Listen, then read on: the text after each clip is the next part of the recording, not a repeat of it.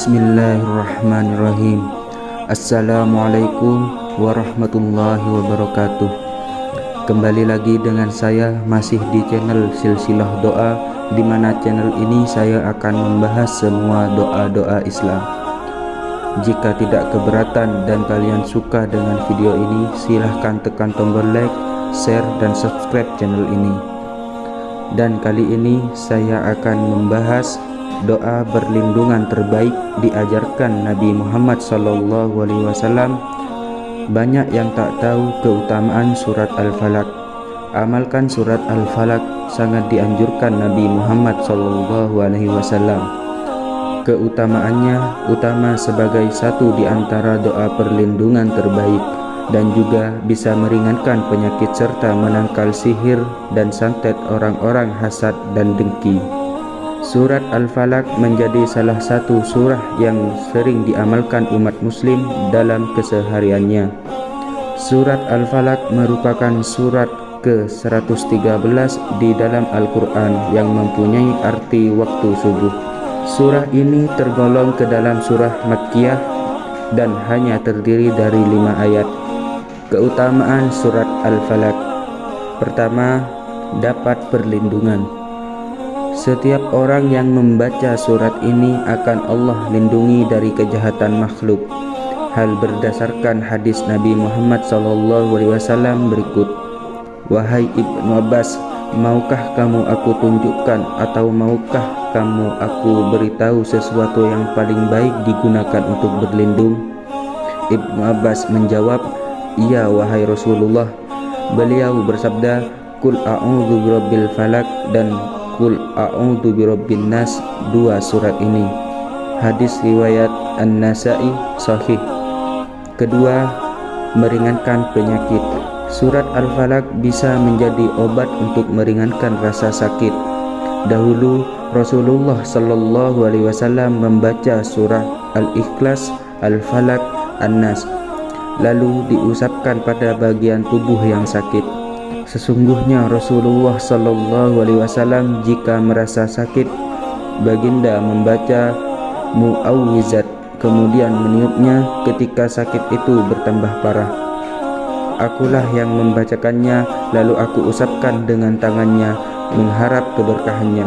Hadis sahih diriwayatkan oleh Al-Bukhari, hadis nomor 4629, dan Muslim, hadis nomor 4065 dan 4066.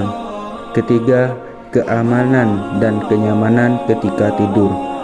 Setelah membaca doa tidur, alangkah baiknya diikuti dengan membaca surat Al-Ikhlas, Al-Falaq, dan An-Nas sebanyak 3 kali. Lalu usapkan ke bagian kepala, wajah, dan bagian depan tubuh. Aisyah radhiyallahu an berkata, setiap malam ketika Rasulullah SAW ingin mula tidur, baginda merapatkan kedua tangannya, kemudian meniupkan ke arah kedua telapak kaki itu sambil membaca surat Al-Ikhlas, Al-Falaq, dan An-Nas, kemudian menyapu semua anggota badan yang mungkin dijangkau, dimulai dari kepala, wajah, dan seluruh bagian tubuh lain sebanyak 3 kali. Hadis sahih diriwayatkan oleh Al-Bukhari, hadis nomor 4630. Waktu terbaik membaca surat Al-Falaq yaitu setelah sholat Jumat.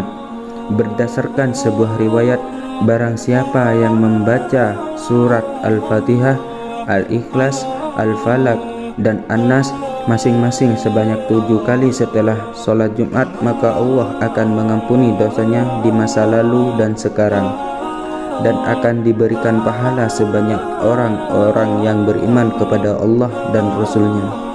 Sebelum tidur, terdapat amalan Rasulullah SAW sebelum tidur adalah membaca surat Al-Falaq dan An-Nas lalu mengusapkan ke badan. Amalan ini dilakukan untuk meminta perlindungan kepada Allah Subhanahu wa Ta'ala dari gangguan segala jenis kejahatan termasuk ilmu sihir. Pagi dan sore hari. Surat Al-Falaq dianjurkan dibaca saat pagi dan sore hari agar pembacanya mendapatkan perlindungan setiap detik. Berikut bacaan surat Al-Falaq beserta artinya. A'udzu billahi minasyaitonir rajim. Bismillahirrahmanirrahim. Qul a'udzu birabbil falaq min syarri ma khalaq wa min syarri ghasikin idza waqab wa min syarrin naffasati fil 'uqad wa min syarri hasidin idza hasad.